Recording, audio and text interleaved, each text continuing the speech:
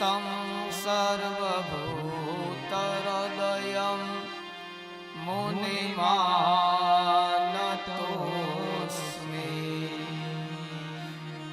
एनं त्वया भारततैलपूर्णा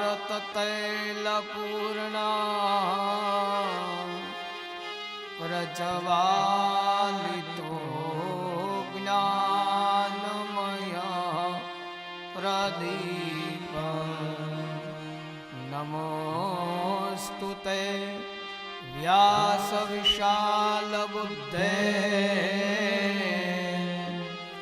हुल्लारविन्दयत्र पारी। श्री गोवर्धननाथ की जय, श्री भागवत भगवान की जय। नारायण नाम देवाय वासुदेवाय हरि वासुदेवाय वासुदेवाय हरि वासुदेवाय वासुदेवाय हरि वासुदेवाय।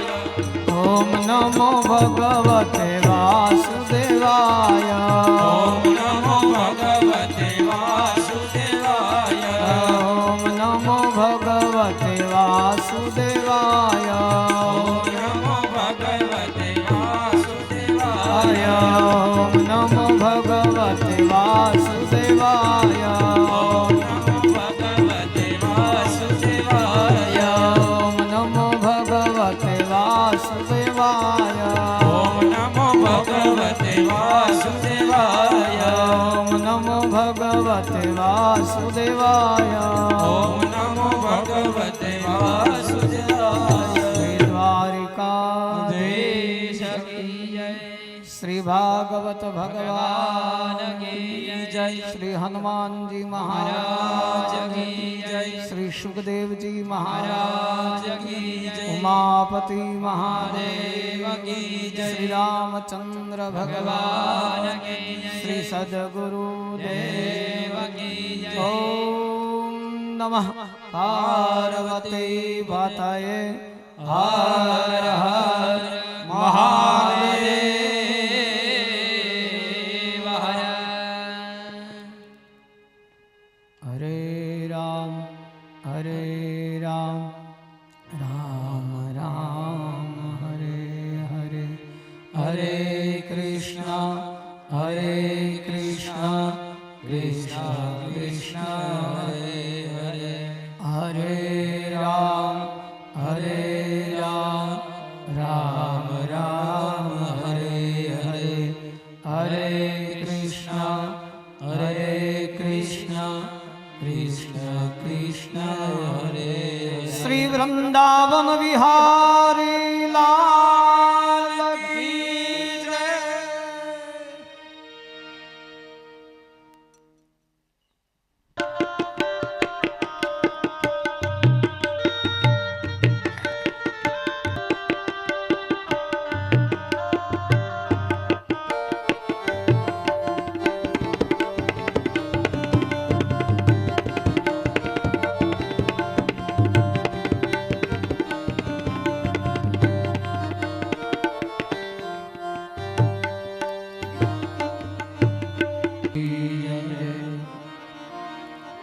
श्री गोवर्धननाथ की जय, श्री रामचंद्र भगवान की जय, श्री हनुमान जी महाराज की जय, श्री सुखदेव जी महाराज की जय, श्री भागवत भगवान की जय, श्री सद्गुरु देव की जय।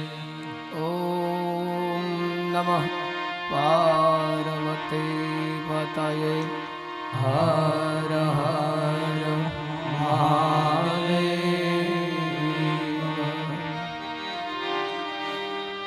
बंशी विभूषित करान नवनीरदाभा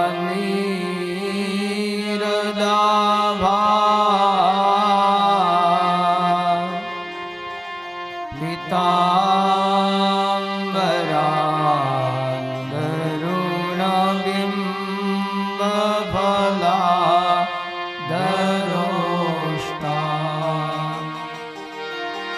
પૂર્ણેન્દુ સુંદરમુખા દરવિંદનેત્રા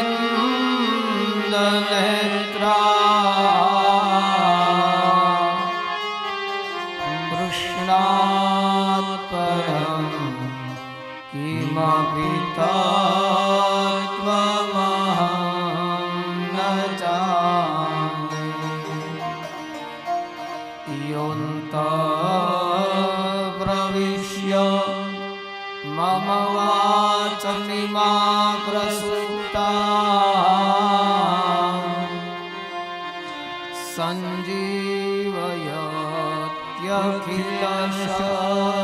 સંજીવયત્યખિલશક્તિધરા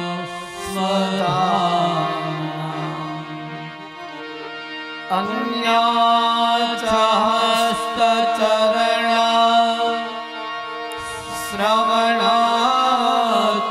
श्रवणात्वगादिन् प्राणान्नमो भगवते पुरुषाय तुभ्यम् यं प्रवजन्तु अनुपेतमपेतकृत्यम् द्रेपायनो वीरः कातर आजुहाव पुत्रेति मयतया करवोभिनेदु स्तं सर्वभूतहृदयं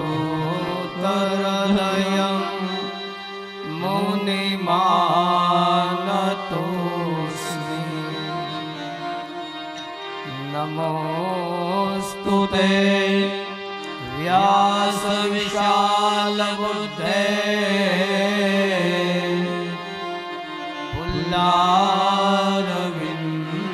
पुल्लारविन्दयत्र पात्रनेत्र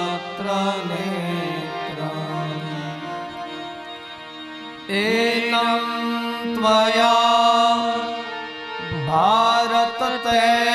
भारततैलपूर्णा प्रज्वालितो ज्ञानमय प्रदीप प्रज्वालितो ज्ञानमय प्रदीप श्री द्वारिकाधीश की जय श्री गोवर्धननाथ की जय नारायण नाम बद्री नारायण बद्री नारायण नाम बद्री नारायण बद्री नारायण नाम बद्री नारायण बद्री नारायण नाम बद्री नारायण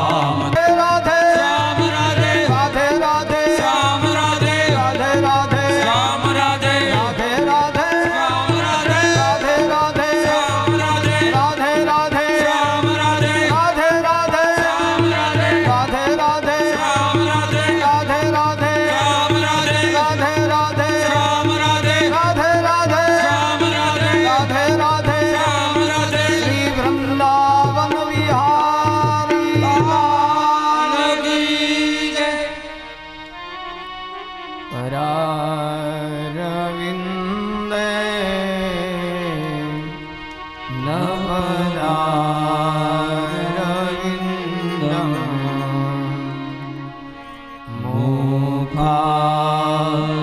मुखारविन्दे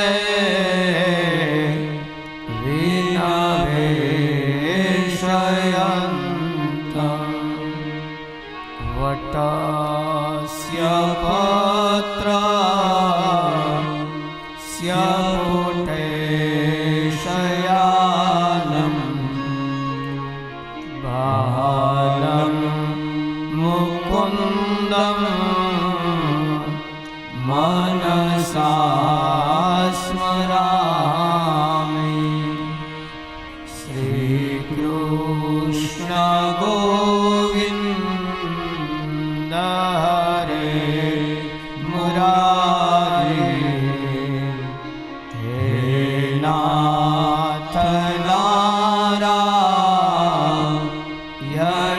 वासुदेवा जिह्वे पिबस्वा मृतमेतदेव गोविन्द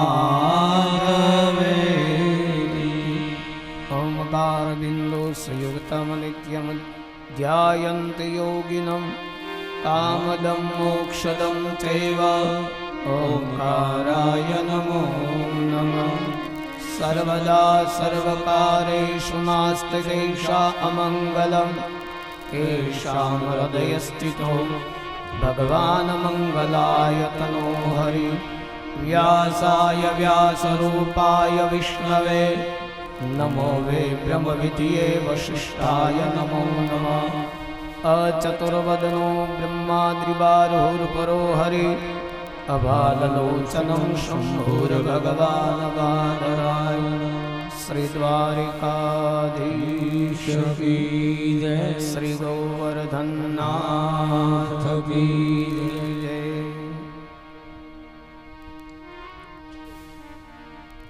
श्रीमद् भागवतनी कथा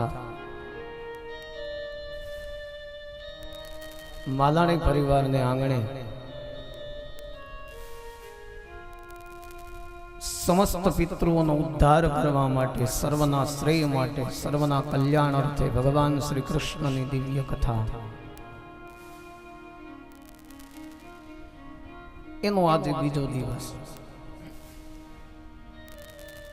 प्रथम स्कंदनी कथा नो आरंभ सुतजी द्वारा करवामां आव्यो ऋषि मुनिओनी आज्ञा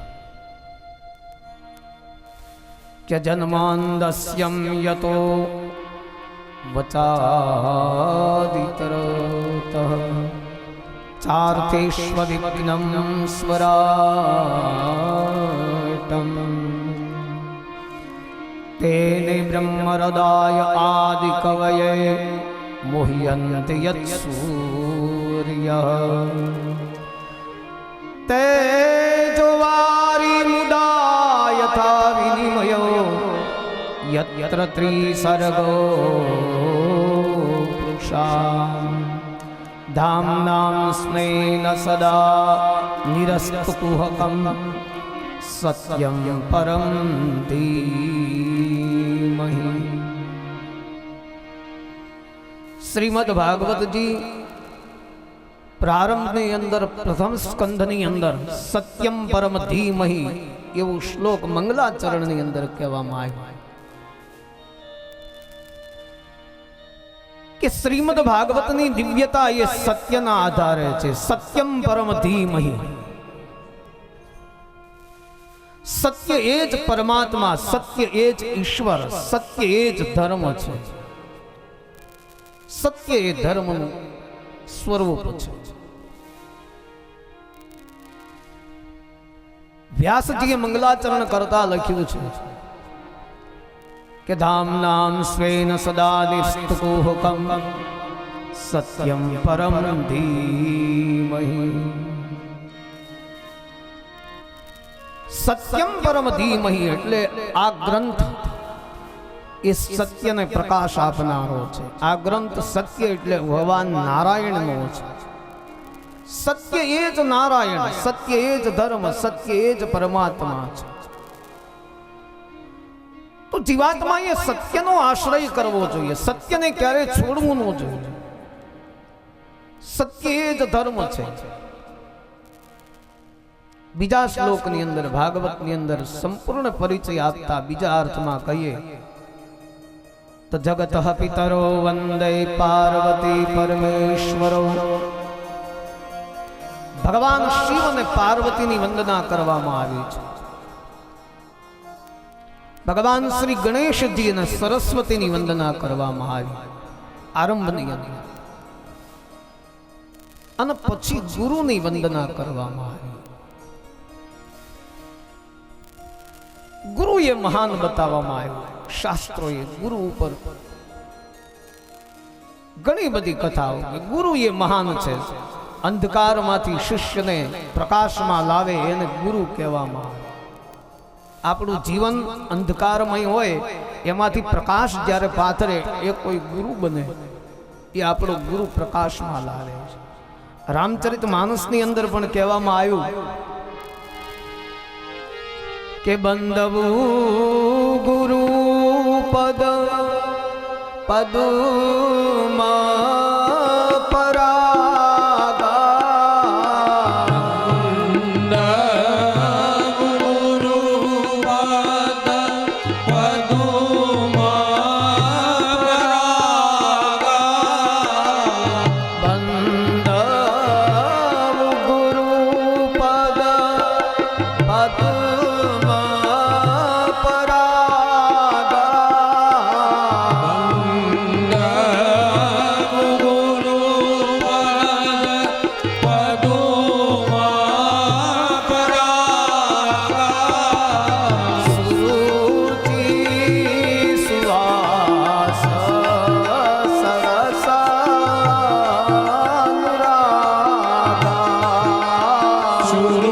પરમો નિર્મચ્છરાણામ સતા વૈદ્યમ વાસ્તવ મંત્ર વસ્તુ શિવદમ તાપત્રયોતમૂલનમ. મહામુનિ વ્યાસ દ્વારા મોક્ષ સુધીની યાત્રા, મોક્ષ સુધીની ગાથા જે અહીંયા કહેવામાં આવી છે, કે જેમાં કામના રહિત જ્ઞાનની ચર્ચા છે. શ્રીમદ ભાગવત એ નિષ્કામ પ્રેમ પરમાત્મા તરફ, નિષ્ઠા અને ભગવાનની અનુભૂતિ કરાવનારો ગ્રંથ. નિષ્કામ, કામના રહિત જેને કહેવામાં. નિગમ કલ્પતોર ગરિલમ ફલમ શુકમુખારવિંદર્શયુક્તમ. શ્રીમદ ભાગવત વેદરૂપી કલ્પવૃક્ષનું ફળ જેને કહેવામાં આવ્યું છે. ત્યાર પછી ઋષિમુનિઓના કહેવા પ્રમાણે નૈમિષારણ્યની અંદર કથાનો આરંભ સૂતજી દ્વારા કરવામાં આવે છે. હે સૂતજી, આપ પરમ જ્ઞાની છો. ઋષિમુનિઓ પૂછવા લાગ્યા, આપે શાસ્ત્રનો ઊંડો અભ્યાસ કર્યો છે, આપ શાસ્ત્રને જાણનારા છો. તો અહીંયા સૂત પુરાણીએ શૌનકાદિક ઋષિઓએ 6 પ્રશ્ન પૂછ્યા છે. હે મહામુનિ, આપ તો જ્ઞાનના ભંડાર છો. 6 પ્રશ્ન, એમાં પ્રથમ પ્રશ્ન એવો પૂછ્યો કે શાસ્ત્રોમાં અથવા તો મહાપુરુષોમાં ઉપદેશ અને વર્તમાન સમયમાં જીવનનું કલ્યાણ કરવાનું સરળ સાધન કયું,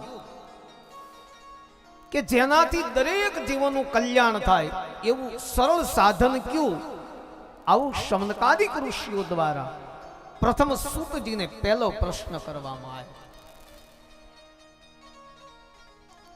બીજો પ્રશ્ન કે હે સૂત પુરાણી, આપ તો સંત સમાજના ભૂષણ છો અને આપ જાણો છો કે કળિયુગમાં માનવીનું આયુષ્ય અલ્પ છે. કળિયુગમાં માનવનું આયુષ્ય એટલું બધું લાંબુ નથી. ગઈકાલે આપણે વાત કરી કે ભાઈ અલ્પ આયુષ્ય આપણું છે. તો એવી નાની આયુષ્યની અંદર પરમાત્માને કઈ રીતે પ્રાપ્ત કરી શકે, કઈ રીતે ભગવાનને પ્રાપ્ત કરી શકે, મોક્ષ પ્રાપ્ત કરી શકે, આ બીજો પ્રશ્ન. અને ત્રીજો પ્રશ્ન કે હે દયાળુ સૂતજી, વસુદેવ અને દેવકીને ત્યાં ભગવાન શ્રી કૃષ્ણનું પ્રાગટ્ય થયું, એની દિવ્ય કથા, એનું પ્રયોજન શું, ભગવાનને આવવાનું કારણ શું? ભ્રુકુટી બિલાસ સૃષ્ટિ લઈ હોય, આપ જો એમ કહેતા હો કે ભાઈ રાક્ષસોને મારવા માટે આવ્યા, અસુર વિહીન ધરતી કરવા માટે આવ્યા. હવે પરમાત્મા તો એવું તત્વ છે કે પગ વગર ચાલી શકે, જીભ વગર બોલી શકે, કાન વગર સાંભળી શકે, હાથ વગર કર્મ કરી શકે. અને ભ્રુકુટી બિલાસ સૃષ્ટિ લઈ હોય, ભગવાન ધારે તો બધું ત્યાં બેઠો બેઠો કરી શકે. તો એને પૃથ્વી ઉપર આવવા માટેનું પ્રયોજન શું? કોઈને કોઈ કારણ એવું હશે. હે દયાળુ સૂતજી, આપ મને બતાવો કે કોઈ કારણ એવું હશે કે જેના લીધે ભગવાન શ્રી કૃષ્ણને પૃથ્વી ઉપર અવતાર લેવો પડ્યો. કાંઈક નિમિત્ત તો હશે ને. નિમિત્ત વગર કાંઈ થતું નથી. નિમિત્ત વગર ભગવાન કોઈને કાંઈ કરતો નથી. અને દરેક વ્યક્તિની ઘટનાની પાછળ નિમિત્ત જવાબદાર હોય છે. નિમિત્ત વગર કોઈ વસ્તુ શક્ય નથી. અને નિમિત્ત ક્યારે છોડતું પણ નથી. તો નિમિત્ત માત્ર માટે પરમાત્મા આવ્યા. બાકી તો પરમ તત્વ પરમાત્મા, રામાયણે પણ એનો પુરાવો આપ્યો, પ્રમાણ આપ્યું છે કે બીનુ પદ ચલઈ સુનહી બીનુ કાના, બીનુ પદ ચલહી સુનહી બીનુ કાના, બીનુ પદ ચલહી સુનહી બીનુ કાના, પદ ચલઈ સુનહી બીનુ કાના.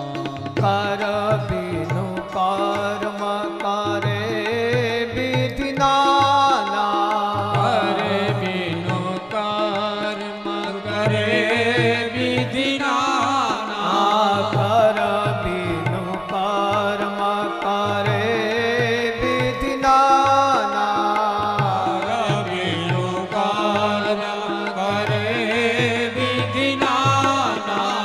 બીનુ પદ ચલહી સુનહી બીનુ કાના. પદ ચલહી સુનહી.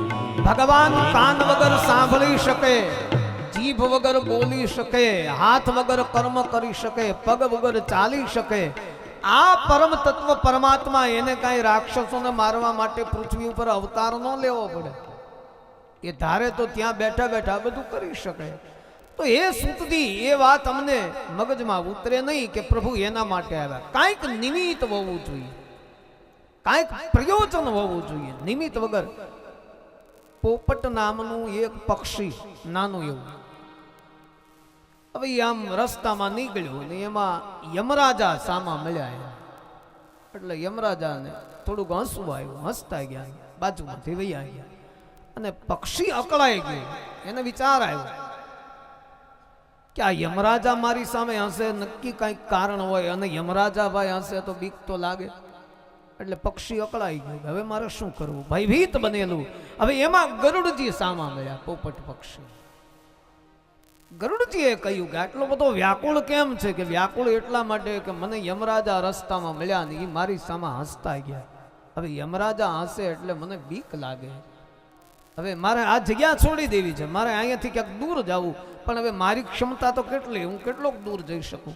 કેમ કે યમરાજા હશે એ સારું નહીં.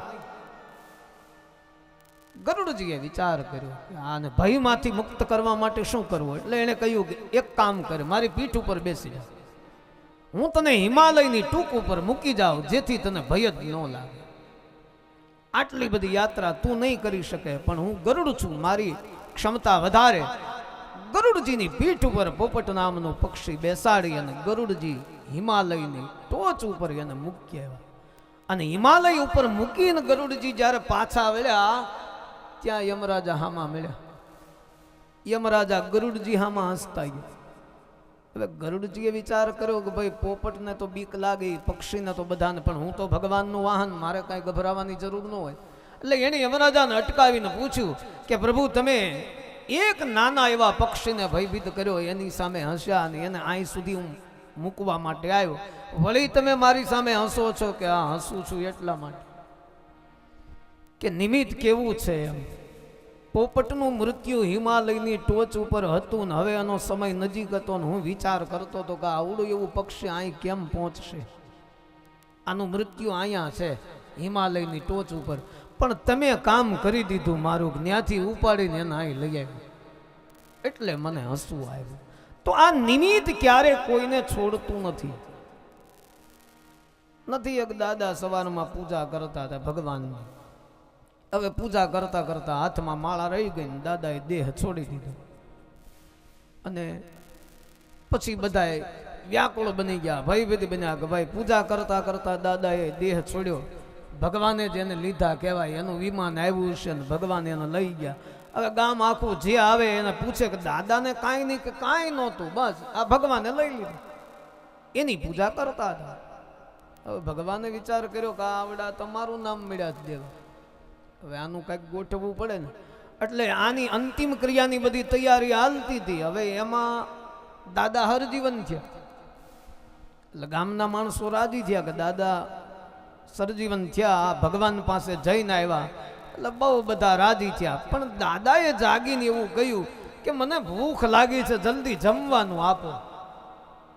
એટલે બધાને એમ લાગ્યું કે સ્વર્ગમાંથી પાછા આવ્યા એટલે કદાચ યાત્રા લાંબી થઈ ભૂખ્યા થયા હોય, એટલે રસોઈ જલ્દી બનાવો, જલ્દી રસોઈ બનાવો. હવે બધા બૈરાઓ રસોઈ બનાવે, થોડી ઘણી વાર તો લાગે ને, એમ તરત થોડી બની જાય. હવે રસોઈ બનતી હતી, એમાં દાદાને એમ થયું કે ભાઈ આ ક્યારે રસોઈ બને ને ક્યારે ખાવું, એના કરતાં એક લાડવો કોરવા લોટનો એક માટલી માથે મૂક્યો હતો એની ક્રિયા માટે. ઈ દાદા જોઈ ગયા એટલે ઊભા થઈને એકદમ કોઈને પૂછ્યા વગર ઈ કોરા લોટનો લાડવો દાદા આરોગી ગયા, ખાઈ ગયા. ફરીવાર લોટ અટક્યો ગળે ને દાદાનો પ્રાણ નીકળી ગયો. બીજી વખત પછી કોઈ ગામના પૂછે કે ભાઈ દાદા તો સરજીવન થયા હતા કે થયા જ હતા, પણ આ લાડવો ખાધો ને એમાં થયું. એટલે ભગવાને વિચાર્યું કે હવે મારું નામ નીકળી ગયું, આ લાડવાનું હાલશે, આપણે આમાંથી નિમિત્તમાંથી નીકળી ગયા. તો ભગવાન સૂતજીને અહીંયા શૌનકાદિક ઋષિઓએ પૂછ્યું કે પ્રભુ આપ એમ કહો છો કે રાક્ષસોને મારવા માટે ભગવાન આવે, તો બીનું પદ ચલહી સુનહી બીનું કાના, ભગવાન કાન વગર સાંભળી શકે, જીભ વગર બોલી શકે. આ પરમ તત્વ પરમાત્મા દેવકી ને વસુદેવને ત્યાં શા માટે અવતાર લીધો, એનું પ્રયોજન શું હતું, એ કથા આપ અમને કહો. એ અમારો એક પ્રશ્ન છે. અને ત્યાર પછીનો પ્રશ્ન પૂછતા કે હે સૂતજી બતાવો કે ભગવાનના અનેક અવતારો થયા, જેની લીલા કથાઓનું જ્ઞાન મહાપુરુષો કરે છે અને આનંદ પ્રાપ્ત કરે છે, એ તમામ અવતારોનું ચરિત્ર પ્રભુ આપ અમને બતાવો, સંભળાવો. અને પછીનો પ્રશ્ન છે કે અથારખ્યાહી હરેધિ ચક્રવાત કર સુધાહા. પાંચમો પ્રશ્ન કે ભગવાન શ્રી કૃષ્ણ બલરામની સાથે વ્રજમંડળની અંદર યમુનાજી, દ્વારકાજી, વૃંદાવન દરેક જગ્યાએ ભગવાને જે દિવ્ય લીલા કરી છે એની કથા આપ અમને સંભળાવો. છઠ્ઠો પ્રશ્ન કે બ્રુહી યોગેશ્વરો કૃષ્ણો બ્રાહ્મણો ધર્મતારણી. હે મહાપુરુષ, પૃથ્વી ઉપર ભગવાને લીલા કરી, દિવ્ય લીલા કરી છે, એનો આનંદ અમને ખૂબ છે, એ કથા પણ આપ અમને સંભળાવો. એનું કારણ શું પ્રભુ?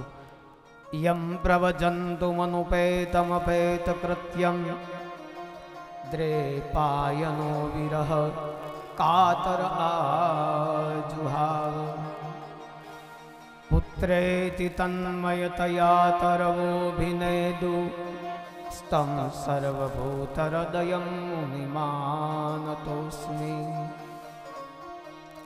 ભગવાન સુખદેવજી જન્મ થતાની સાથે જ નાળને ખભા ઉપર નાખીને દોડવા લાગ્યા. અને એ વખતે ભગવાન વેદવ્યાસ એમના પિતા પુત્રની પાછળ દોડ્યા, ત્યારે ઝાડવા હોય એને જ્ઞાન આપ્યું હતું. હે નારાયણ, આપ આ પરમાત્માના દિવ્ય ચરિત્રોની કથા અમને સંભળાવો, અમને કથા સાંભળવા માટેની જિજ્ઞાસા પ્રગટી છે. આવો શમનકાદિક ઋષિઓએ સૂતજીને પ્રશ્ન કર્યો છે. ત્યારે ભગવાન નારાયણ અને સરસ્વતીની વંદના કરી, ભાગવતના રચયિતા ભગવાન વેદવ્યાસને વંદન કરી, નારાયણની વંદના કર્યા પછી કથાનો આરંભ કરે છે. સૂતજી કહે છે કે હે શમનકાદિક ઋષિઓ, વાસનાઓમાંથી છૂટવા માટેની આ દિવ્ય કથા છે. મોહમાંથી છૂટવા માટેની આ દિવ્ય કથા છે. લોભ આદિ અનેક દુર્ગુણોમાંથી છૂટવા માટેની આ દિવ્ય કથા છે. મૂળ માનવનું મહત્વ જીવાત્માને સમજાવવા માટેની આ કથા છે. કે માનવ જીવન સાર્થક કઈ રીતે થઈ શકે એના માટેની આ દિવ્ય કથા છે. સત્વરજસ્તવસ્ત્વમ ઇતિ પ્રકૃતિર્ગુણ્યાન્તે તેહિ. હે શમનકાદિક ઋષિઓ, સત્વરજ અને તમસ આ પ્રકૃતિના 3 ગુણ છે અને એના ઉપર આ પ્રકૃતિ રહેલી છે. અને આ પ્રકૃતિની અંદર જે પુરુષ બેઠો છે પરમ તત્વ પરમાત્મા છે. આ પરમ તત્વ પરમાત્મા ઉત્પત્તિ સ્થિતિ ને લય 3 ક્રિયા ભગવાન દ્વારા થાય છે. જગતની ઉત્પત્તિ ભગવાન કરે છે, જગતનું પાલન પોષણ ભગવાન કરે છે અને જગતનો લય પણ ભગવાન દ્વારા થાય છે. એથી આગળ ભગવાન સૂતજી બોલ્યા કે વાસુદેવ પરો વેદા વાસુદેવો પરામખા વાસુદેવો પરાયોગા વાસુદેવો પરાક્રિયા વાસુદેવો પરમ જ્ઞાનમ વાસુદેવો પરમ તપઃ વાસુદેવો પરો ધર્મો વાસુદેવો પરો ગતિ. વેદ ભણવાનો હેતુ ભગવાનની પ્રાપ્તિ માટેનો છે. જ્ઞાન પ્રાપ્ત કરવાનો હેતુ ભગવાનની પ્રાપ્તિ માટેનો છે. વૈરાગ્ય લેવાનો હેતુ ભગવાનની પ્રાપ્તિ માટેનો છે. સત્કર્મ ક્રિયાકર્મ આવી બધી કથાઓ કરવાનો હેતુ ભગવાનની પ્રાપ્તિ માટેનો છે. તપ કરવાનો હેતુ એ પણ ભગવાનની પ્રાપ્તિ માટેનો છે. દરેક નદીઓ સમુદ્રમાં જાય છે, દરેક ઉપાસનાઓ ભગવાન તરફ જાય છે. દરેક ઉપાસના, જેની ઉપાસના આપણે કરતા હોય, દરેકના ધર્મ અલગ અલગ હોય. આપણે તો ઘણા બધા ધર્મો લઈને બેઠા છે, પણ દરેક ઉપાસનાઓ વૃક્ષના મૂળમાં પાણી રેડીએ ને આપણે, એટલે ડાળે ડાળીએ પાંદડે પાંદડે પાણી પહોંચી જાય. એમાં અલગ ક્યાંય પાવું ન પડે. ભાઈ મૂળમાં પાણી પાયું, હવે થડમાં પાઈ દો, પછી એક જણો ઉપર ચડીને ડાળીઓને પાણી પાઈ દો. બધાને પાવાની જરૂર ન. મૂળમાં પાણી રેડો, આખા વૃક્ષને લાગે. એમ દરેક ઉપાસનાઓ ધર્મનો આશ્રય લ્યો એટલે બધી જ ઉપાસનાઓ ભગવાન તરફ જાય છે. નારાયણમ પરા વેદા નારાયણમ પરા મખા નારાયણમ પરો તપઃ. બધા જ હેતુ ભગવાનની પ્રાપ્તિ માટેના છે. અને ભગવાન સૂતજીએ 24 અવતારની કથા અહીંયા કહી છે કે મેં સનત કુમારોની પાસેથી સાંભળી હતી. જે કથા હું આપને કહું છું કે સ એવં પ્રથમો દેવ કૌમાર સર્ગમાં સ્થિતા. ભગવાનનો પ્રથમ અવતાર સનત કુમારો બ્રહ્માજી દ્વારા 4 માનસ પુત્રોની ઉત્પત્તિ થઈ. સનક, સનંદન, સનક અને 4 માનસ પુત્ર બ્રહ્માજીના જે ભગવાનનો અવતાર ગણવામાં આવ્યા. ત્યાર પછી ભગવાનનો વરાહ અવતાર, જેણે પૃથ્વીનો ઉદ્ધાર કર્યો. પૃથ્વી રસાતળની અંદર ઉતરી ગઈ પ્રલય સમયે. એ સમયે બ્રહ્માજીના કહેવાથી ભગવાનને પૃથ્વીનો ઉદ્ધાર કરવો હતો, એટલે ભગવાન નારાયણ વરાહ એવું રૂપ લઈ પૃથ્વીને પોતાની દાઢ ઉપર બહાર લાવ્યા હતા અને કમળના પુષ્પ ઉપર પધરાવ્યા. આ વરાહ ભગવાનનો અવતાર. તૃતીયમ ઋષિના સર્ગોચ્ચ દેવર્ષિચ્છ ત્યાર પછીનો ભગવાનનો અવતાર એ નારદ મુનિનો અવતાર છે. નારદ એ ભગવાનનો અવતાર કહેવામાં આવ્યા. નારદ કોઈ સામાન્ય વ્યક્તિ નથી.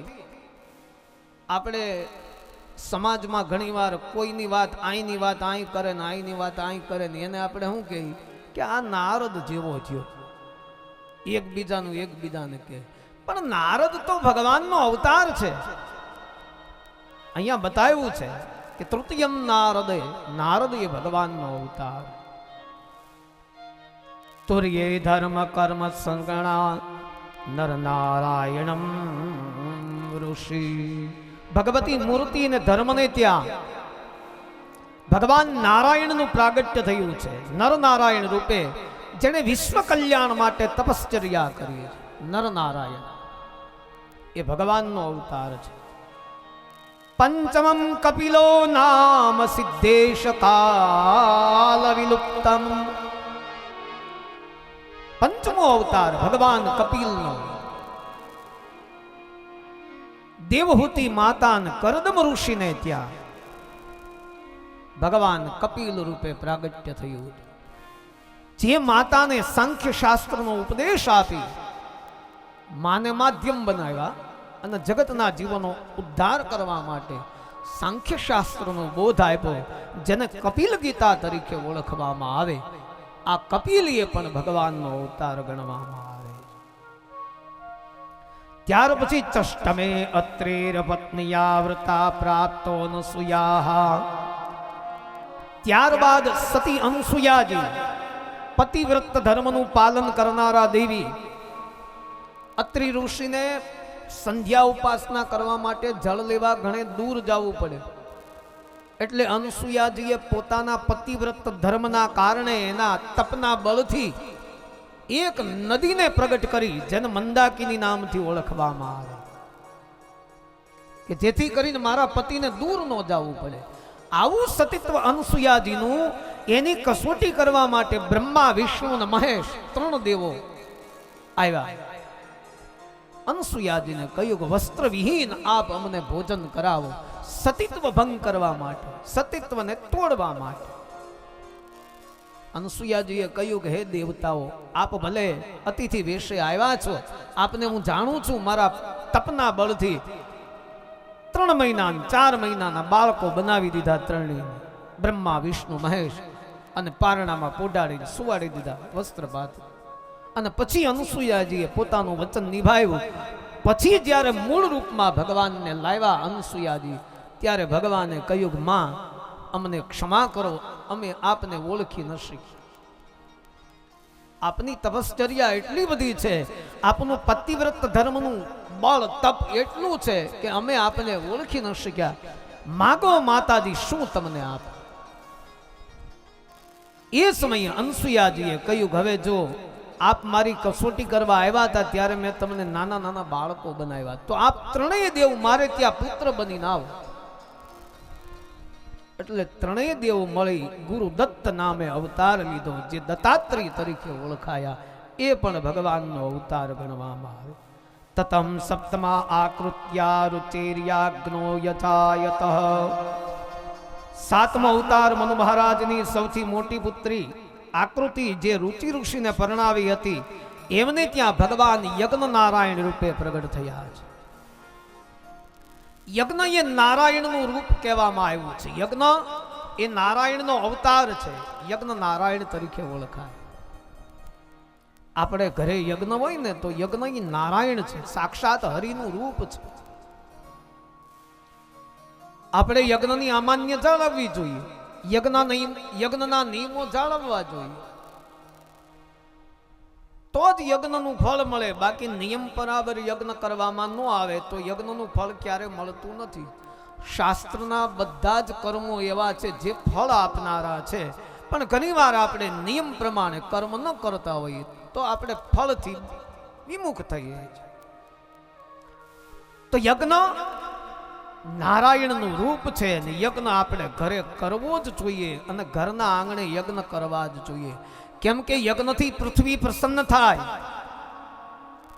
યજ્ઞથી રાષ્ટ્રને શાંતિ મળે, યજ્ઞથી વાતાવરણ શુદ્ધ બને, યજ્ઞથી દેવતાઓ પ્રસન્ન થાય, યજ્ઞથી યશ અને કીર્તિ મળે. ઘણા બધા ફાયદાઓ યજ્ઞના બતાવ્યા. તો યજ્ઞ નાનો કે મોટો, પણ યજ્ઞ એ નારાયણનું રૂપ છે. ભગવાન યજ્ઞનો અવતાર થયો. અષ્ટમેન મેરુ દિવ્યાતુ નાભેર ચાતા ઉરુક્રમ. ત્યાર પછી ભગવાનનો આઠમો અવતાર, આઠમું સ્વરૂપ મેરુદેવી ને ઋષભદેવ બનીને ભગવાન ત્યાં પ્રગટ થયા છે.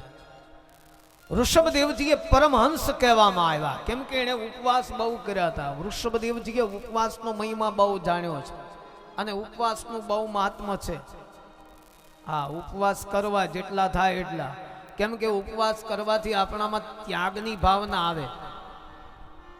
એક ટાઈમ અન્ન નો ત્યાગી શકીએ આપણે, તો બીજું તો શું ત્યાગી શકવાનું? અન્નનો ત્યાગ કરે એક ટક માટે, એક દિવસ માટે, જેને ઉપવાસ કહેવામાં આવે. આપણે ત્યાં એકાદશીનું મહત્વ બહુ બતાવવામાં આવ્યું, વૈષ્ણવ સંપ્રદાયમાં પણ બતાવવામાં આવ્યું, હરિભક્તોમાં પણ બતાવવામાં આવ્યું. એકાદશી અન્ય લોકો, અન્ય ધર્મ વાળા પણ રહે છે. એકાદશી મહાન છે, પણ નિયમ પ્રમાણે કરવામાં આવે તો એકાદશીનું ફળ બતાવવામાં આવ્યું છે. અને હવે તો ભગવાનની કૃપાથી ફરાળની ઘણી વ્યવસ્થાઓ છે આપણે ત્યાં. પહેલા તો ઉપવાસ એટલે ઉપવાસ જ, એમાં બીજું કાંઈ આવતું જ નહીં. હવે અત્યારે તો ફરાળી વસ્તુ બધી મળે છે, પણ શાસ્ત્રએ તો આવી બધી ના કહી છે કે ભાઈ એવા બધા ફરાળ ન કરવા, કે જેનાથી સંપૂર્ણ આહાર તમને મળી રહે.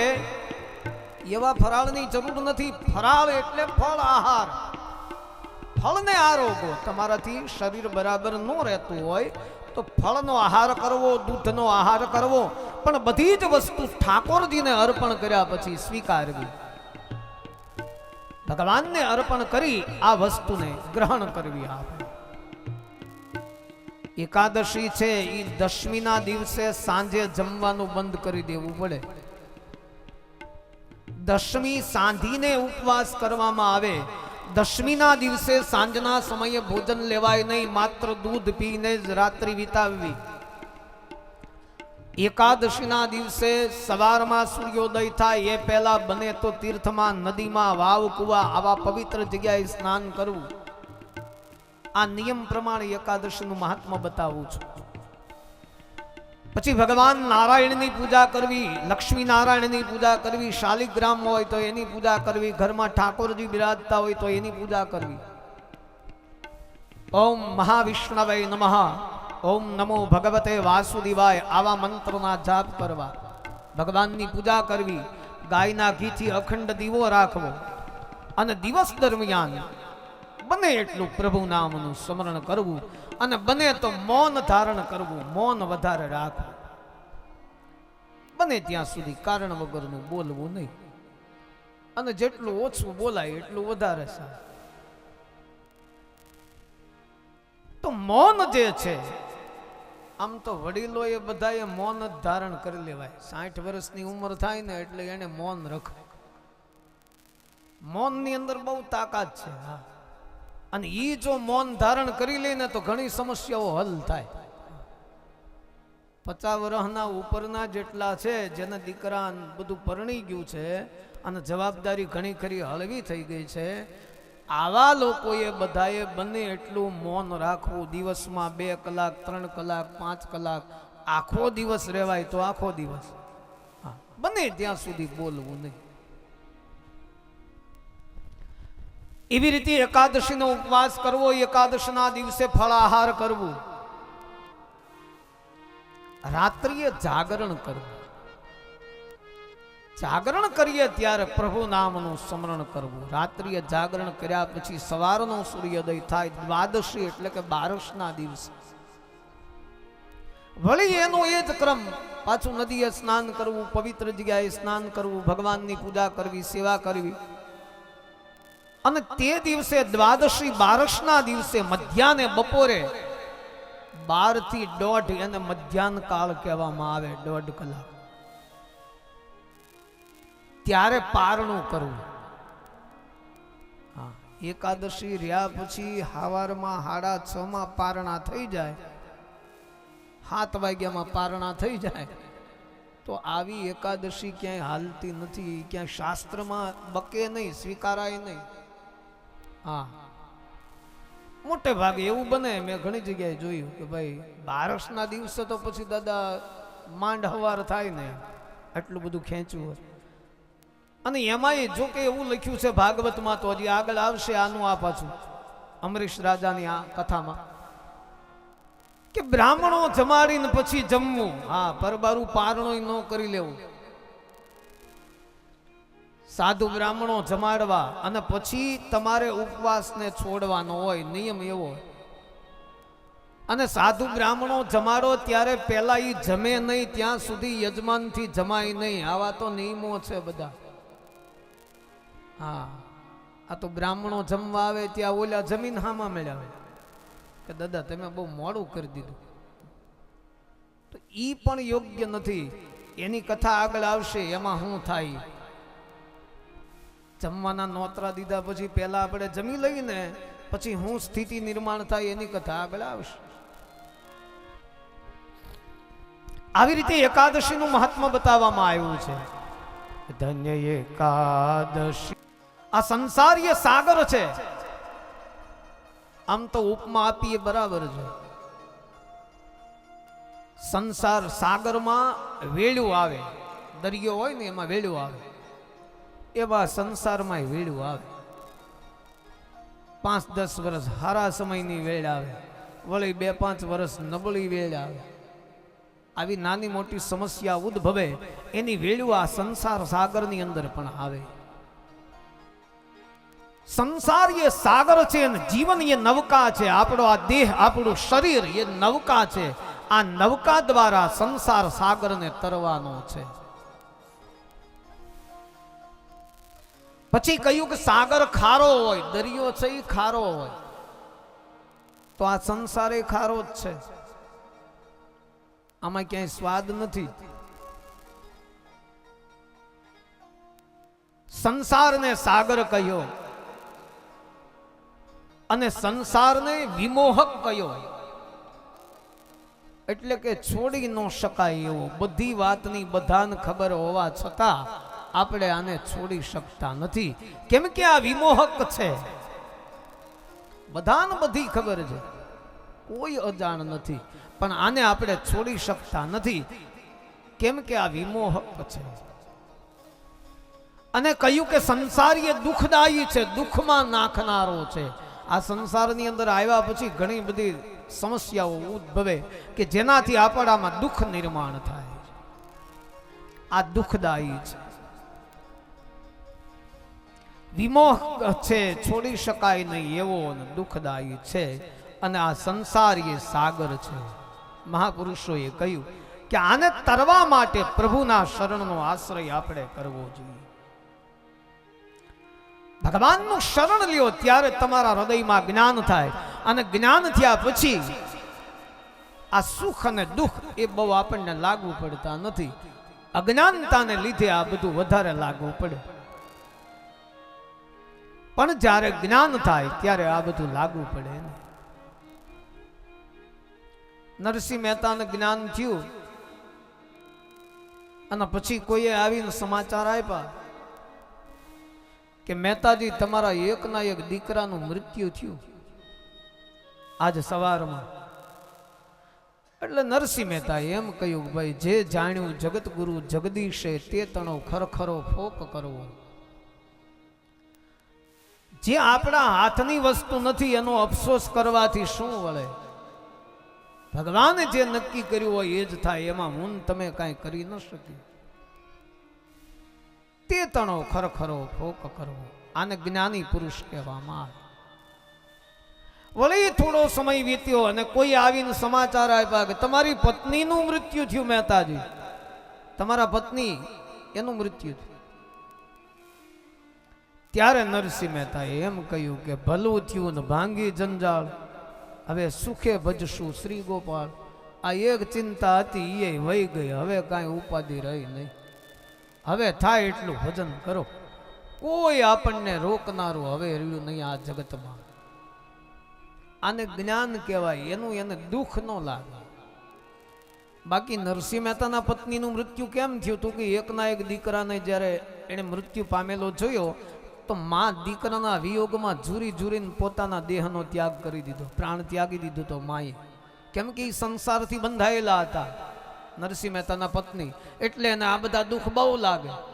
સંસારમાં જેટલા તમે વધારે પડતા બંધાયેલા હો એટલું દુઃખ વધારે લાગે. જેટલો તમારો મોહ એટલું દુઃખ નિર્માણ કરે ને જેટલી સમજણ એટલું પણ દુઃખ નિર્માણ થાય. જેટલા તમે સમજદાર હો, જેટલું તમારા સમજણ હોય એટલી મુશ્કેલી વધારેમાં વધારે તમને આવે. આ એક સંસારનો નિયમ છે. આપણે ઘરમાં 5 જણા હોય ને એમાં સમજદાર વ્યક્તિ જે વ્યવહાર કરતું હોય, મુખ્ય વ્યક્તિ હોય, સમજેલ હોય, પછી ભલે નાનું હોય કે મોટું હોય, પણ સમજણ વાળું વ્યક્તિ એને જેટલી બધી સમસ્યા ભોગવવી પડે, મુશ્કેલી ભોગવવી પડે, એટલી બીજા અજ્ઞાન હોય એને ન ભોગવવું પડે. એને આ કાંઈ લાગુ ન પડે. કોણ શું કહેશે, કેમ વ્યવહારમાં રહેવું, જગતમાં કેમ રહેવું, સમાજમાં કેમ રહેવું, સગામાં કેમ રહેવું, એને કાંઈ લાગુ ન પડે. જે સમજદાર છે એને ભોગવવું પડે. કબીર સાહેબે કહ્યું ને કે સુખીઓ સબ સંસાર ખાવે ઓર સોવે, દુખીઓ દાસ કબીર કે જાગે ઓર રોવે. જેટલા જાગે ને એને જ રોવાનું છે, સૂતેલાને કોઈને રોવાની જરૂર નથી. સંસારની અંદર આવ્યા પછી જેટલા અજ્ઞાનતામાં સૂઈ ગયા એને કાંઈ આ ચિંતા છે નહીં જગતની. પણ જેટલા જેટલા જાગ્યા છે એ બધાને આ ચિંતા સતાવે છે. જાગે એ રોવે. એટલે બને એટલું આ સંસારની અંદર જાગવું, પ્રભુ માટે જાગવું, આત્માના કલ્યાણ માટે જાગવું. મહાપુરુષોએ આપણને એનો પણ માર્ગ બતાવ્યો છે. એ તમે જાગી રે શકો તો નર હવે જાગજો રે વા જાગી રે શકો તો નર હવે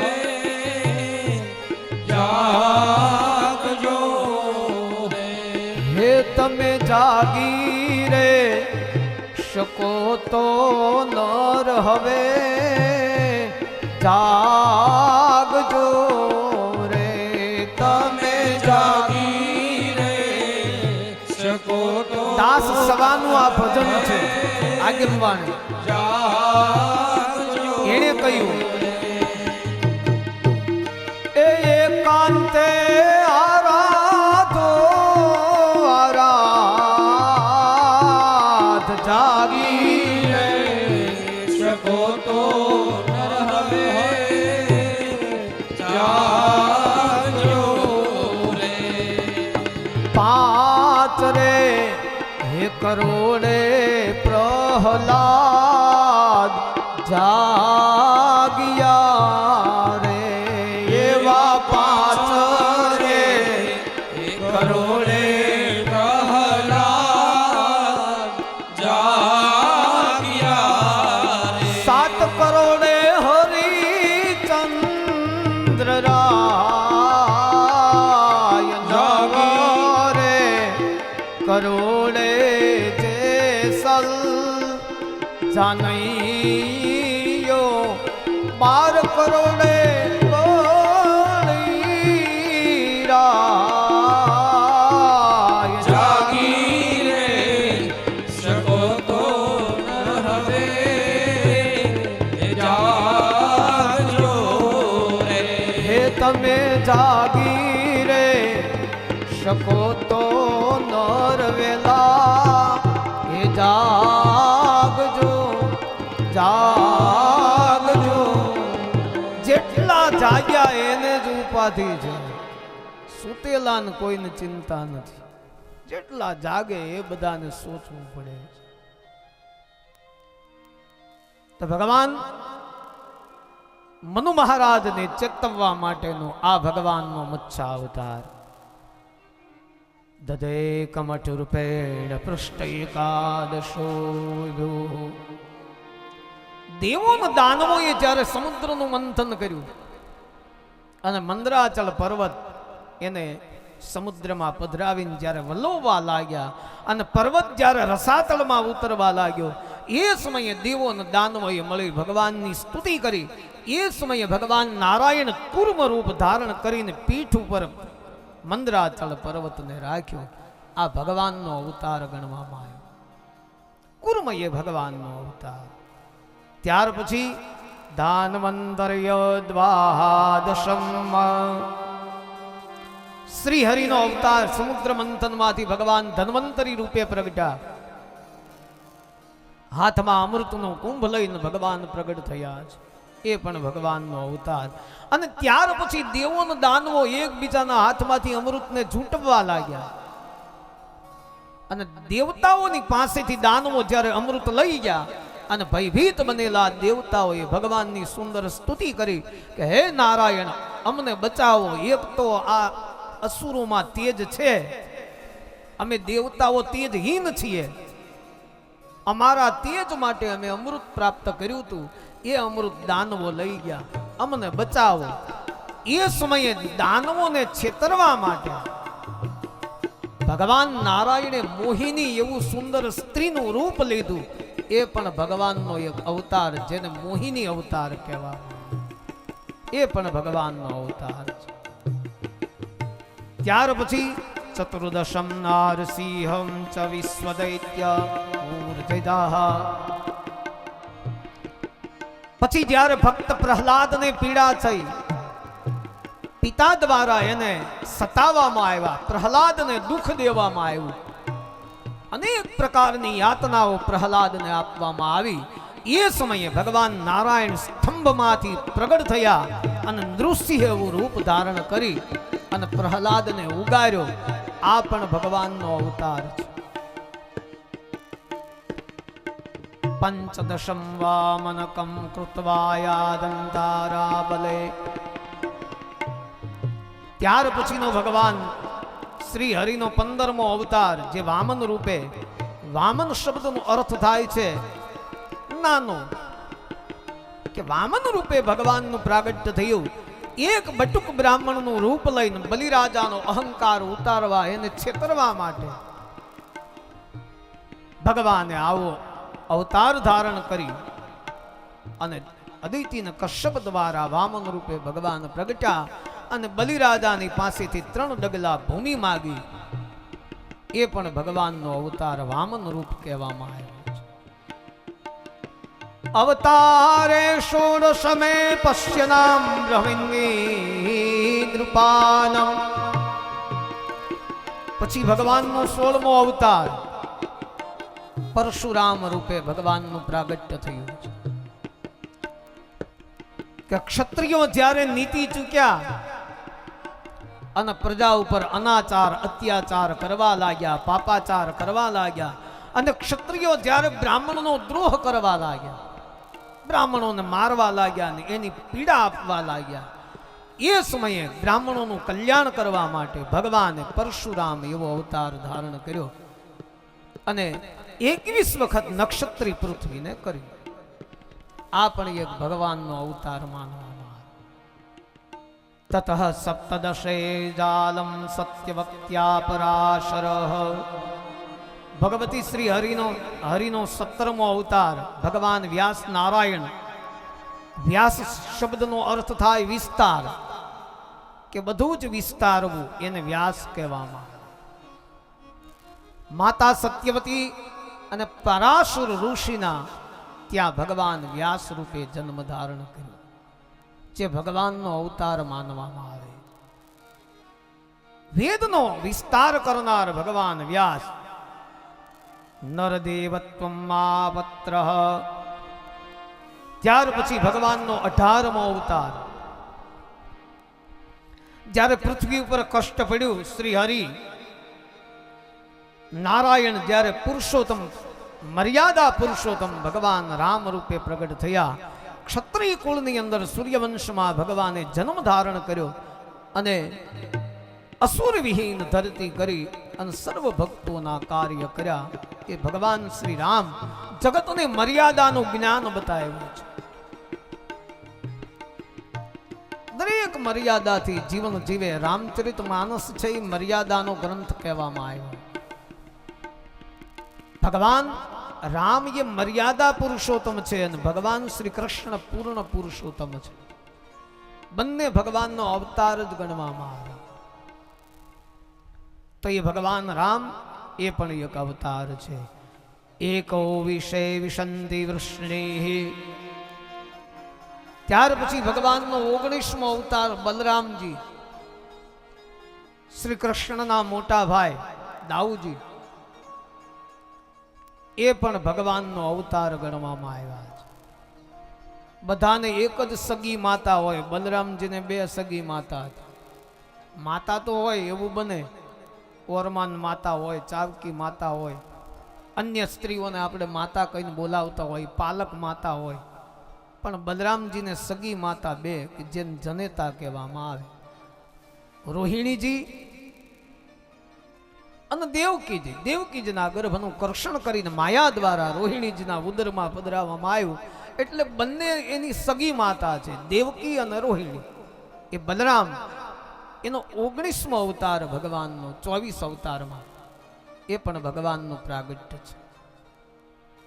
યકો ન વિષે વિશતિયે વૃષ્ણિનો પ્રાચ્યમ જન્મનિ રામકૃષ્ણાવિતિ ભુવો ભગવાન હરદ્રમ. યકો ન વિષે વિશંતિ યે વૃષ્ણિ પ્રાપ્ય જન્મનિ. ભગવાનનું 20મું સ્વરૂપ ભગવાન શ્રી કૃષ્ણ પૂર્ણ બ્રહ્મ પરમાત્મા નારાયણ. ભગવાનનું 20મું રૂપ છે. ભગવાન 24 અવતારમાં 20મો અવતાર ભગવાન કૃષ્ણનો, કે જેણે ભૂમિનો ભાર ઉતારવા માટે, અસુર વિહીન ધરતી કરવા માટે, જગતને કર્મનો સિદ્ધાંત બનાવવા માટે. જગતગુરુ ભગવાન કૃષ્ણ કેમ કહેવાના કે ગીતાજીની અંદર ભગવાને જે જ્ઞાન આપ્યું ને એવું કોઈ ન આપી શકે. અને આમ જોઈએ તો ગીતાજીની અંદર સર્વસ્વ સમાયેલું છે. ગીતાજી હૃદયમાં ઉતરી જાય, ગીતાજી આપણે વાંચતા હોય ને ગીતાજી જો સમજાઈ જાય તો બીજું કાંઈ કરવાનું રહેતું પણ નથી. સર્વસ્વ એમાં આપેલું છે, એને જગતગુરુ કહેવામાં આવે. આખા જગતને જ્ઞાન આપ્યું ભગવાન કૃષ્ણએ ગીતાજી દ્વારા. માનવ હિતના કલ્યાણ માટે, જીવના દરેક જીવના કલ્યાણ માટે ભગવાને ગીતાજીની રચના કરી છે. અર્જુનજીને તો માધ્યમ બનાવ્યા. અર્જુન તો ભગવાન કૃષ્ણના પરમ સખા હતા, પણ છતાં ગીતાનું જ્ઞાન આપી ભગવાને જગતગુરુનું બિરુદ પ્રાપ્ત કર્યું છે. તો એ ભગવાનનો અવતાર. ત્યાર પછી ભાગવત લખાયું ત્યારે આગમ ભાગવામાં આવી કે વૃદ્ધો નામના જનસુતાય ક્રિકેટેશુ ભવિષ્યતિ. ભવિષ્યમાં આગળ બુદ્ધનો અવતાર થશે, એ પણ ભગવાનનો અવતાર છે. બુદ્ધ અવતાર. જનિતામ વિષ્ણુ યશો નામના કલ્કિકર જગતપતિ. પછીનું ભવિષ્ય ભાગ્યું કે હળાહળ કળયુગ વ્યાપેલો હશે. કળયુગની આવરદા 4,32,000 વર્ષની છે. કળયુગની આયુષ કેટલી છે? 4,32,000 વર્ષ. એમાંથી અત્યારે અલગ અલગ ગણતરી છે. કોઈ કહે 5,500 વર્ષ વીત્યા, કોઈ કહે 5,232 વર્ષ વીત્યા, કોઈ કહે 5,136 વર્ષ વીત્યા. પણ ટૂંકમાં 5,500 વર્ષ કળયુગના હજી વીત્યા છે. બાકીનો કળયુગ હજી આખો બાકી છે. આ કળયુગની હજી શરૂઆત છે ને કળયુગનું પહેલું ચરણ હાલે છે. હજી તો હળાહળ કળયુગ તો બાકી છે. આ તો અત્યારથી આપણે સ્વીકારી લીધું કે ભાઈ હળાહળ કળયુગ આવી ગયો. હળાહળ નથી, હજી તો આ બહુ વાર છે. આ અત્યારથી આટલી બધી સમસ્યાઓ ઊભી થઈ છે કે ધર્મ ઘટવા લાગ્યો, મર્યાદાઓ તૂટવા લાગી, ધર્મને ચૂકાવા લાગ્યો. બધા આચરણો વિરુદ્ધ થઈ ગયા, આચરણોથી વિમુખ થઈ ગયા, ઘણી બધી સમસ્યાઓ ઉદ્ભવી. પણ કળિયુગ જે છે એના ખાલી હજી 5,500 વર્ષ વીત્યા છે. એનું પહેલું ચરણ હજી પૂરું નથી થયું. પણ કળિયુગના નામે ક્યારે આપણે હાલવું નહીં. કળિયુગ દરેક જગ્યાએ નથી, વ્યાપ્ત નથી કળિયુગ. ભાગવતમાં આવશે, આગળ જ કથા આવશે કે કળિયુગ એ વ્યાપ્ત નથી, એને સ્થાન બતાવવામાં આવ્યા. એવી એવી જગ્યામાં કળિયુગ રહે. જેટલા જેટલા ભગવાનની નજીક છે એને કળિયુગ કાંઈ કરી શકતો નથી. ભગવાનની નજીક તમે હશો તો કળિયુગ તમને કાંઈ ન કરી શકે. તો કળિયુગનો અંત ભાગ હશે અને હળાહળ કળિયુગ જ્યારે વ્યાપેલો હશે એ સમયે વિષ્ણુ યશ બ્રાહ્મણને ઘરે ભગવાન કલ્કી રૂપે અવતાર લેશે અને કળિયુગ હોવા છતાં સતયુગ જેવી સ્થાપના કરવામાં આવશે. આ ભગવાનનો અવતાર ગણવામાં આવે. કલ્કી રૂપે ભગવાન પ્રગટ થશે. પછી હંસ અને હયગ્રીવ મળીને કુલ 24 અવતારની કથા અહીંયા કહેવામાં આવી છે. કસ્મિન યુગે પ્રવૃત્તે સ્થાનેન કેમ હેતુઃ કૃતઃ સંચુદિતા કૃષ્ણ કૃતવાનમ સંહિતામ્નિ. ભગવાનને 24 અવતારની કથા સુતજી દ્વારા શૌનકાદિક ઋષિઓને બતાવવામાં આવી. ત્યારે શૌનકાદિક ઋષિઓએ વળી પ્રશ્ન પૂછ્યો કે હે બાપજી, આપ બતાવો, પરમ જ્ઞાની છો આપ, તો જગતનો ઉદ્ધાર કરનાર હે સુતજી, કયા સમયે કેવા અર્થમાં કોના માટે આ કથા કરવામાં આવી એ આપ અમને સંભળાવો. અમને ભગવાનની કથામાં ઘણું, કેમ કે ભગવાને વૃંદાવનની અંદર દિવ્ય લીલા કરી, ગોકુળ મથુરા વૃંદાવન આદિની અંદર ભગવાને નિવાસ કર્યો. ખૂબ અમને પ્રેમ છે ભગવાનના શરણમાં. આપ અમને બધી જ કથાઓ બતાવો, ક્યાં કારણે આ કથા રચાણી. સુતજી કહેવા લાગ્યા કે ભગવાન વેદવ્યાસ અશાંત થઈને બેઠા હતા એ સમયે નારદ મુનિનું આગમન થયું છે. કિમ વા ભાગવતા ધર્માન પ્રાણી નિરૂપિતા પ્રિયા પરમહંસાના ચ એવં યાસ્તુ પ્રિયા. વ્યાસજીનો વિચાર નારદ મુનિની આગળ પ્રગટ કર્યો. ભગવાન વેદ વ્યાસે કહ્યું કે મારા મનને શાંતિ નથી મળતી, શાંતિ મળે એવું કંઈક કરો. ત્યારે નારદ મુનિએ વ્યાસને કહ્યું પ્રભુની પ્રાપ્તિ માટે આપ કંઈક કરો. એ સમયે વ્યાસ દ્વારા ભાગવતની રચના કરવામાં આવી. પણ ભાગવત ભણાવવું કોને, ભાગવત આપવું કોને? એના માટે પરમ યોગી જોઈએ. અને પરમ યોગી માટે ભગવાન શિવની ઉપાસના ભગવાન વ્યાસજી કરવા લાગ્યા કે શિવજી જો વરદાન આપે અને પરમ યોગી પુત્રની મને પ્રાપ્તિ થાય તો હું ભાગવત એને અર્પણ કરું. એટલે વ્યાસજી ભગવાન શિવની આરાધના કરવા લાગ્યા કે નમામિ શમિશાન નિર્વાણ રૂપમ વિભો વ્યાપકમ બ્રહ્મ વેદ સ્વરૂપમ નિજમ નિર્ગુણો નિર્વિકલ્પો નિરીહમ ચિદાકાશ મહાકાશ વાસમ વદેહમ. સુંદર મજાની દિવ્ય શિવની સ્તુતિ કરી અને એ સમયે વ્યાસ માટે ભગવાન શિવ પ્રગટ થયા. માગો વેદ વ્યાસ, શું આપ માગો, આપની કોઈ અપેક્ષા કોઈ ઈચ્છા હોય આપ માગો. વેદ વ્યાસે કહ્યું કે મેં ભાગવતની રચના કરી છે અને મારે ભાગવત આપવું છે, એવો પરમ યોગી પુત્રની મને જરૂર છે. પ્રભુ આપ જો પ્રસન્ન થયા હો તો હે મહાદેવ મને પરમ યોગી એવો પુત્ર આપો જેને હું ભાગવત અર્પણ કરી શકું. ભાગવત મારી પાસે છે કે જેમાં ભગવાનની નિષ્કામ ભક્તિ નિર્માણ થયેલી છે. એનો અધિકારી કોક જોઈએ. ભાગવત બધાને ન મળે, એનો અધિકાર હોવો જોઈએ, પાત્રતા હોવી જોઈએ જેના દ્વારા ભાગવત નિર્માણ થાય. ત્યારે ભગવાન શંકરે કહ્યું કે ભાગવતને જે શ્રવણ કરી શકે, ભાગવતને જે ભણી શકે એવો પરમ યોગી પુત્ર હું તને આપીશ, મારા જેવા ગુણવાળો. જાઓ તથાસ્તુ. આવું વરદાન ભગવાન શંકર દ્વારા વ્યાસજીને મળ્યું. વ્યાસજી તો રાજી થઈ ગયા, પણ ભગવાન શિવજીએ વિચાર કર્યો કે મેં વરદાન તો આપ્યું, પણ મારા જેવો પરમ યોગી બીજો કોણ હોઈ શકે? હે ભગવાન વ્યાસજી, હું જ આપને ત્યાં પુત્ર બનીને આવીશ. આમ વચન આપ્યા પછી સમય વ્યતીત થવા લાગ્યો છે. ભગવાન સુતજી કહેવા લાગ્યા કે ભગવાન તાદિજ્યાચમ યક્ષો ભગવતો મલમ. જ્ઞાનમય જીવન વ્યાસજી દ્વારા જીવાવા લાગ્યા. સમય વ્યતીત થવા લાગ્યો, એક પછી એક દિવસો વીતવા લાગ્યા. ભગવાન શિવજી ઉદરની અંદર તો આવ્યા, પણ જન્મ ધારણ કરતા નથી.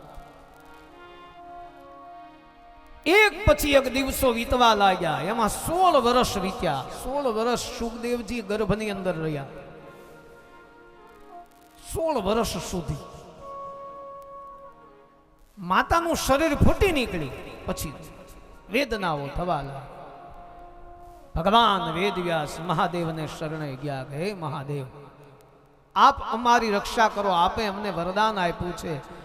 આરાધના ફરીવાર ભગવાન વેદવ્યાસ કરવા લાગ્યા. હે શંભુ શરણે પડી માગુ ઘડી રે ઘડી કષ્ટ કાપો દયા કરી શિવ દર્શન આપો. શંભુ શરણે પડી માગું ઘડીએ ઘડી કષ્ટ કાપો દયા કરી શિવ દર્શન આપો. એવું તો એ કલ્પંથી પ્રવાસી છતાં આત્મા કેમ ઉદાસી. હું તો એક જ પંથી પ્રવાસી સતા આત્મા કેમ ઉદાસી. એ થાક્યો મથી રે મથી કારણ જડતું નથી સમજણ આપો. એ દયા કરી શિવ દર્શન આપો. શંભો શરણ. શરણે પડી માગું ભગવાનની સુંદર મજાની સ્તુતિ કરી. હે મહાદેવ, આપે મને વરદાન આપવાનું કહ્યું, વરદાન આપ્યું પણ ખરું. આપ પ્રગટ થા. ત્યારે ભગવાન મહાદેવે કહ્યું, હે વેદવ્યાસ, આપને ત્યાં હું પ્રગટ થઉં, પણ ભગવાનની માયા મને છોડે નહીં. કેમ કે હરિની માયા સર્વવ્યાપ્ત છે. દરેક જગ્યાએ પ્રભુની માયા વ્યાપેલી છે. ભગવાન મહાદેવ કે હું અવતાર લઉં અને વળી માયામાં પાછો ઘેરાઈ જાવ તો એટલે હું પ્રગટ નથી થતો. એક શરત વ્યાસજી કે જન્મતાની સાથે હું ઘરબારને છોડી દઉં. જો શરત મંજૂર હોય તો હું પ્રગટ થાવ. વેદ વ્યાસે કહ્યું, પ્રભુ આપ ઘરબાર છોડી દો પણ પ્રગટ થાવ. અને એ જ ક્ષણે 16 વર્ષે ભગવાન સુખદેવજી મહારાજનું પ્રાગટ્ય થયું. અને પ્રાગટ્ય થતાની સાથે જ નાળને ખભા પર નાખી સુખદેવજી વનની અંદર વિચરણ કરવા માટે નીકળી ગયા. સુખદેવજીનું પ્રાગટ્ય થયું. બોલીએ શ્રી સુખદેવજી મહારાજ કી જય. ભગવાન સુખદેવજી નિર્ગુણ બ્રહ્મને માનતા હતા અને ભગવાન વ્યાસજી એ સુગુણ ઉપાસક હતા અને સુખદેવજી એ નિર્ગુણ ઉપાસક હતા. પિતા પુત્ર વચ્ચે આટલું અંતર હતું. પછી સુખદેવજી ગુફાની અંદર પર્વતોની કોતરોની અંદર જઈને પ્રભુ આરાધન કરવા લાગ્યા. નિર્ગુણ બ્રહ્મનું આરાધન કરવા લાગ્યા. આ બાજુ વેદ વ્યાસ ભયભીત બન્યા કે શું કરવું. નારદ મુનિની આગળ વળી વ્યથા રજૂ કરવા લાગ્યા. ત્યારે નારદ મુનિએ કહ્યું કે હે મહામુનિ, આપ તો જ્ઞાની છો, આપ તો જાણો છો કે પ્રભુ એ સત્સંગનો મહિમા બહુ મોટો છે. હે મહારાજ, હું પૂર્વ અવતારમાં એક દાસીનો પુત્ર હતો. નારદ મુનિ પોતાની આત્મકથા વ્યાસજીની આગળ કહે કે પૂર્વ અવતારની અંદર હું દાસીનો પુત્ર હતો અને મારી માતા એક વૈદિક બ્રાહ્મણને ત્યાં દાસીત્વનું કામ કરતી હતી, દાસીપણાનું કામ કરતી હતી. હવે એક દિવસ સંતોની મંડળી એ બ્રાહ્મણને ઘરે પધારી. એટલે બધા જ મહાત્માઓની દ્રષ્ટિ મારા ઉપર પડી. મારી માતાએ મને સાધુઓની સેવામાં બોલાવ્યો, મહાત્માઓની સેવામાં. એને જમવા માટે બેસાડ્યા, બધાને હું પીરસતો હતો. એમાં એક સંતે, એક મહાત્માએ છેલ્લે મને એમ કહ્યું કે હે બાળક, આ પતરાવાળાની અંદર જે વધ્યું છે મારું ઉચિષ્ટન, મારું એઠું, આ ભોજન તું જમી લે, એમ મને કહ્યું. હું દાસીનો પુત્ર હતો અને સેવા કરી મેં મહાત્માઓને. એટલે મહાત્માઓમાંથી એક મહાત્મા પ્રસન્ન થઈ અને મને કહ્યું કે આ ઉચિષ્ટન તું જમી લે. અને મેં હે વ્યાસજી એક ક્ષણનો વિચાર કર્યા વગર સાધુનું જે પડેલું અન્ન હતું પતરાળામાં વધેલું એનું એઠું એ મેં તરત જમી લીધું. અને જમી લીધા પછી મારા અંતર ચક્ષુ ખુલ્યા. પછી મને ખબર પડી કે આ જગત શું છે, જગતને બનાવનારો કોણ છે, આ હું સંસારમાં શા માટે આવ્યો છું, મારા માનવ દેહનું શું મહત્વ છે. આવા બધા મારા અંતર ચક્ષુ ખુલ્યા. અને પછી મેં મહાત્માને કહ્યું કે મને તમે સાથે લેતા જાઓ. મહાત્માઓ મને સાથે લેવા માટે તૈયાર થયા. ત્યારે મારી માતાએ મહાત્માઓના પગ પકડ્યા કે હું વિધવા છું, મારો એકનો એક પુત્ર છે, આપ જો એને લઈને જતા રહ્યો તો મારું જીવન કેમ વ્યતીત થાય. તો માતાના આગ્રહને વશ થઈ મહાત્માઓ